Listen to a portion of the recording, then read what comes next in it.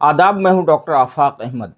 नागरिक उड्डयन मंत्री के राम मोहन नायडू ने राष्ट्रीय हित और सार्वजनिक सुरक्षा को के मद्देनजर भारत के विमानन सुरक्षा नियामक यानी bureau of civil aviation security BCAS ने तुर्की की airport ground handling company Celebi airport services India की सिक्योरिटी क्लियरेंस को रद्द कर दिया।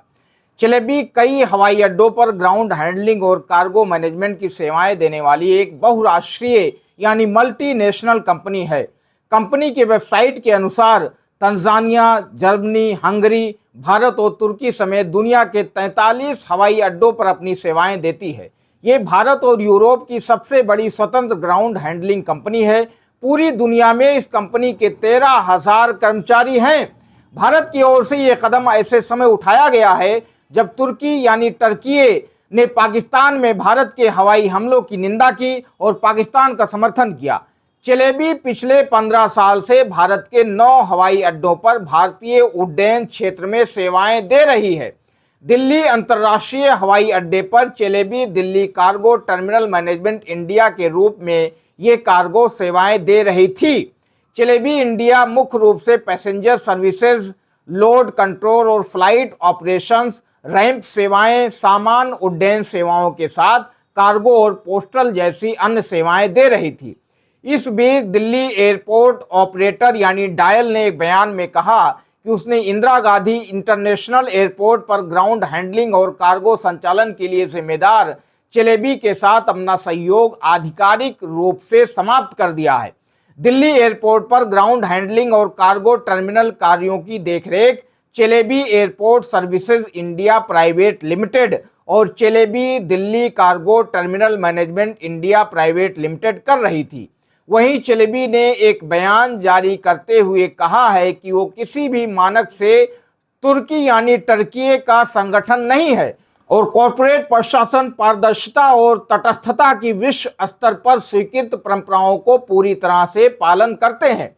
किसी भी विदेशी सरकार या व्यक्तियों के साथ कोई राजनीतिक संबद्धता, अफिलिएशन या संबंध नहीं रखते हैं। चेलेबी एविएशन इंडिया लिमिटेड ने कहा है कि उसकी 65% हिस्सेदारी Canada, America, Britain, Singapore, UAE और वेस्ट यूरोप के निवेशकों की है। एक्टेरा ग्रुप की वेबसाइट के मुताबिक ये मूल रूप से तुर्की में निवेश के लिहाज से सबसे बड़ी प्राइवेट इक्विटी फंड है। इसके अलावा कंपनी के बयान के मुताबिक तुर्की की हिस्सेदारी केवल कंपनी के संस्थापक सेले बियोगलू परिवार के सदस्यों कैन सेले बियोगलू और कैनान सेले बियोगलू तक ही महदूद है। इनमें से हर एक के पास 17.5% हिस्सेदारी है।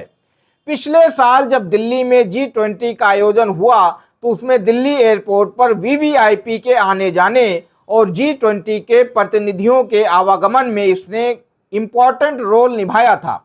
चेलेबी इंडिया के CEO तौसीफ खान की ओर से जारी बयान में कहा गया था, G20 शिखर सम्मेलन के भारत के आयोजन में कंपनी की ओर से अहम भूमिका निभाने के लिए हमें गर्व है। कंपनी के भारतीय ऑपरेशंस के मुताबिक अभी तक ये भारत के 9 हवाई अड्डों पर ग्राउंड हैंडलिंग और कार्गो टर्मिनल मैनेजमेंट सेवाएं दे रही थी। मुंबई, दिल्ली, अहमदाबाद, गोवा, बेंगलुरु, हैदराबाद, कोचीन, कन्नूर और चेन्नई हवाई अड्डों पर संचालन करती थी। कंपनी की वेबसाइट के मुताबिक भारत में इसके 7800 कर्मचारी हैं और अभी तक इसने 58,000 उड़ानों की देखरेख की है और करीब 5.5 लाख टन कार्गो को हैंडल किया है।